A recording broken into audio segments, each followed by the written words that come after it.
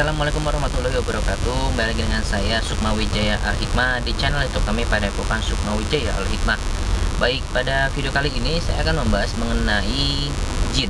Oke, bangsa jin, bangsa secara global ya, bangsa jin, ada juga yang orang-orang sebut dengan siluman, dedemit, ada lagi juga hantu dan sebagainya. Nah, ini akan saya jabarkan sesuai dengan kitab hikmah, kitab hikmah, pemahaman di ilmu-ilmu hikmah, dan juga ini saya juga akan sambungkan kepada logika kita semua. Insya Allah semoga teman-teman semua bisa mencerna apa yang saya sampaikan dengan baik. Oke. Sekarang begini teman-teman, banyak sekali di luar sana orang-orang ahli hikmah ya, yang mengakunya ahli hikmah seperti itu ya, tetapi pemahaman mereka menurut saya agak sedikit cacat ya, maksudnya tidak sempurna. Mungkin ada pemahaman mereka yang benar, tapi ada beberapa pemahaman mereka yang memang keluar dari bab hikmah, bab ilmu hikmah, bab bab memang sesuai syariat Islam, keluar dari itu gitu.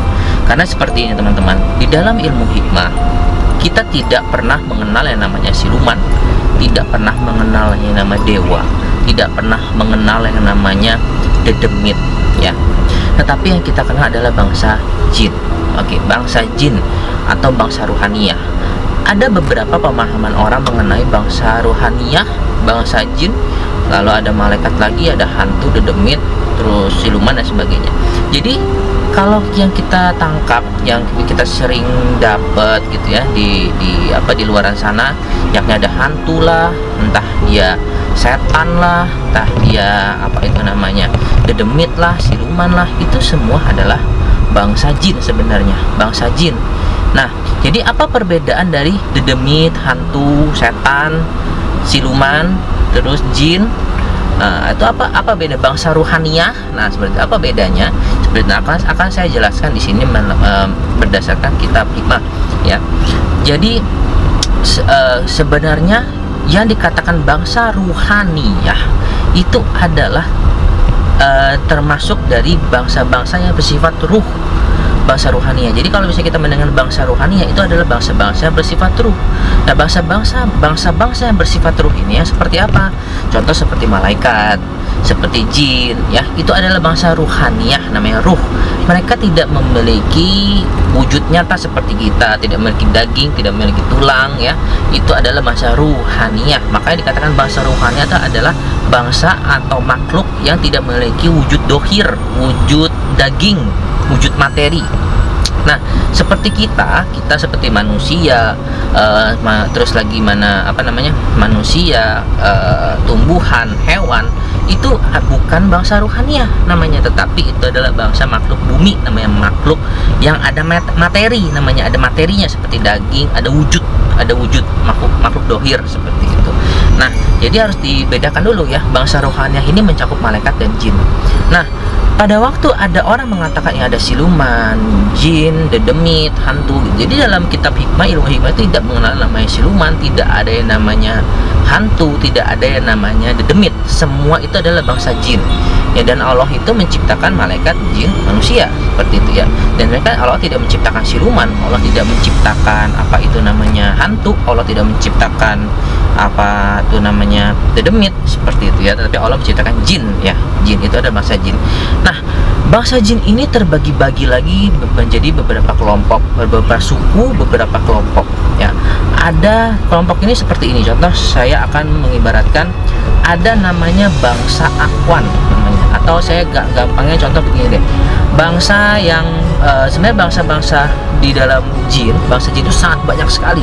Ada bangsa korin, ada bangsa akwan, ada bangsa ifrit, ada bangsa al-ghawash, ada bangsa as-sahab, dan semua itu memang mereka terbagi-bagi lagi menjadi beberapa golongan. Ada yang tingkat atas dan tingkat bawah. Kalau mau ngebahas itu, nanti saya akan membuat satu video lagi, saya akan bacakan beberapa sumber kitab, yakni bangsa-bangsa jin ini. Misalnya bangsa A, misalnya al-ghawash ini ciri-ciri jinnya seperti apa dan bertempat tinggal di mana, seperti itu. Jadi kita bisa paham, oh ini bangsa jin dari bangsa ini gitu, oh ini jin dari bangsa ini, seperti itu. Seperti contoh misalnya ada mengatakan Nyi Roro Kidul, Ratu Kidul, itu adalah bangsa jin dari bangsa air al-ghawas, tapi levelnya ifrit. Nah, seperti itu. Nah, kira-kira seperti itu. Jadi kalau misalnya dalam ilmu kita tidak mengenal namanya jin, dan tidak mengenal, bukan tidak mengenal jin, maksudnya tidak mengenal hantu, tidak mengenal siluman, tidak mengenal demit. Tapi yang kita ada itu adalah namanya jin, yang ciptaan Allah, jin. Nah, setan, apa itu setan? Jadi setan itu sebenarnya bukan makhluk. Setan itu adalah sifat. Jadi setan ini yang ada di setiap insan, di setiap makhluk ya. Dia ini adalah sebuah sifat yang ada di setiap makhluk. Bahkan manusia sendiri bisa dikatakan setan pada saat dia melanggar syariat Islam, dia melawan perintahnya Allah, dia berlaku buruk, dia memiliki sifat setan. Begitu juga dengan jin. Jin juga memiliki sifat setan. Kalau dia keluar dari syariat Islam, dia merugikan banyak orang, merugikan lah, intinya jin yang merugikan, yang berbuat jahat, berbuat tidak baik, itu adalah jin yang memiliki sifat setan. Manusia pun juga sama, manusia juga memiliki sifat setan kalau dia memiliki sifat yang buruk ya, atau yang melanggar syariat Islam, atau keluar dari jalur kebenaran. Oke, nah jadi sebenarnya kita tidak perlu ibaratnya tidak perlu membenci bangsa jin. Kita tidak perlu membenci bangsa jin sebenarnya. Sebenarnya tugas kita di dunia, Allah sudah mengatakan, tidaklah kuciptakan jin dan manusia hanya untuk beribadah kepadaku. Nah, bahwasanya jin itu juga makhluk Allah, maksudnya makhluk ciptaannya Allah, sama seperti kita manusia, makhluk ciptaannya Allah juga gitu. Jadi memang kita harus, kewajiban kita harus saling sayang menyayangi antara makhluk Allah satu dan makhluk Allah yang lain. Kita harus menghargai dan menyayangi tumbuh-tumbuhan, hewan. Kita juga harus menyayangi jin, karena jin juga makhluk ciptaan Allah. Tumbuhan, hewan pun juga makhluk ciptaan Allah. Kalau misalnya kita tidak mencintai makhluk ciptaannya Allah, bagaimana kita bisa mencintai Allah? Gitu. Kita cintai dulu makhluknya, kenali dulu ciptaan-ciptaannya Allah, baru kita bisa memahami atau mengenali penciptanya. Gitu loh. Nah, jadi sebenarnya banyak orang ya agak sedikit paranoid menyebut dengan jin. Jin itu wajib dimusuhi, harus dibenci dan sebagainya. Sebenarnya jin itu tidak perlu kita musuhi, tidak perlu kita jahati, tidak perlu kita hindari, tidak perlu kita musuhi seperti itu ya. Tetapi karena jin ini juga memiliki tugas yang sama seperti kita, yakni beribadah kepada Allah. Jadi memang tugas kita bersama-sama beribadah kepada Allah, dan lebih harmoni lagi, lebih baik lagi, alangkah baiknya kalau kita sama-sama beribadah kepada Allah. Pada saat jin yang tidak memiliki sifat setan, jin yang baik ya, tidak melanggar syariat Islam, dia tetap berada di jalur yang benar, maka jin itu dia menjalankan tugasnya yang benar, tugasnya yang benar ya, tugasnya yang benar yang memang pada waktu dia turunkan di dunia, di alamnya itu melakukan tugas yang benar, yakni beribadah kepada Allah. Jadi tugas jin itu bukan untuk menyesatkan manusia. Jadi salah, banyak orang mengira jin itu menyesatkan manusia, jin itu merugikan manusia. Tidak, sebenarnya jin itu tugasnya adalah beribadah kepada Allah. Yang merugikan manusia sebenarnya bukan jin, tetapi setan. Setan yang ada di badannya jin yang memiliki sifat setan yang merugikan manusia. Manusia yang memiliki sifat setan pun merugikan manusia, merugikan kita juga. Jadi bukan hanya jin saja yang merugikan kita, tetapi manusia yang memiliki sifat setan pun juga merugikan kita. Nah, jadi sebenarnya dari kita sendiri sebenarnya tidak perlulah kita ibaratnya paranoid dengan jin, agak sedikit membenci jin, atau sedikit dengar kata jin udah kayak wah musyrik nih, ketakutan, atau ini udah pasti hitam nih segala macam. Tidak.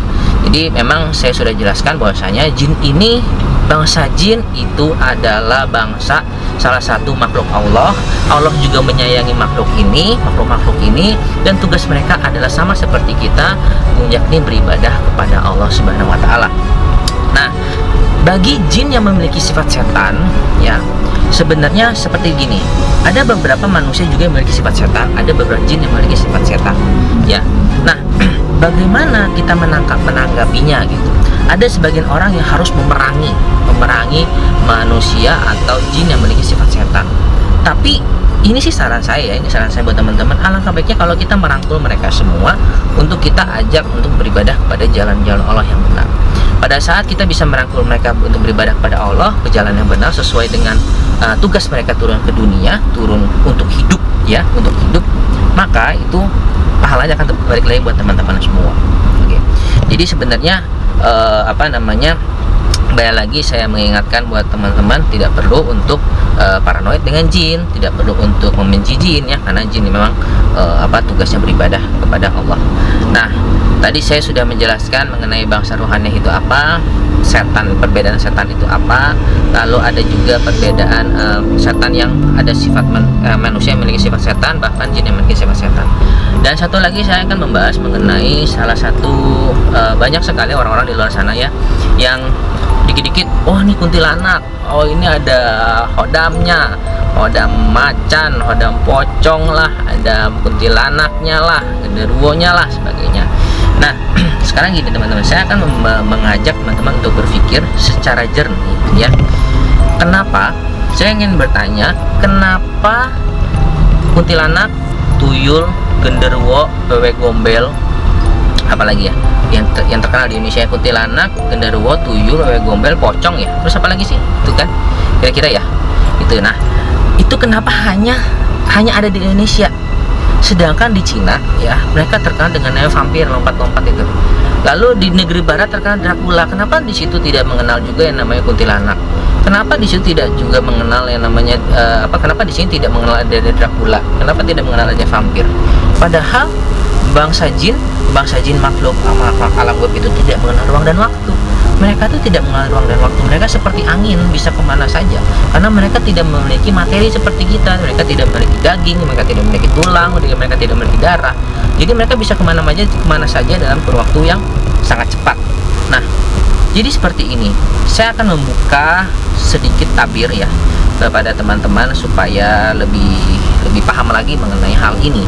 Jadi sebenarnya namanya kuntilanak ya, kuntilanak, terus ada lagi namanya bebek gombel, terus ada lagi tuyul dan sebagainya. Itu sebenarnya suku mereka ada, tetapi populasinya tidak banyak. Jadi hati-hati buat teman-teman kalau misalnya mendengar ada orang cerita, oh saya melihat kuntilanak gitu.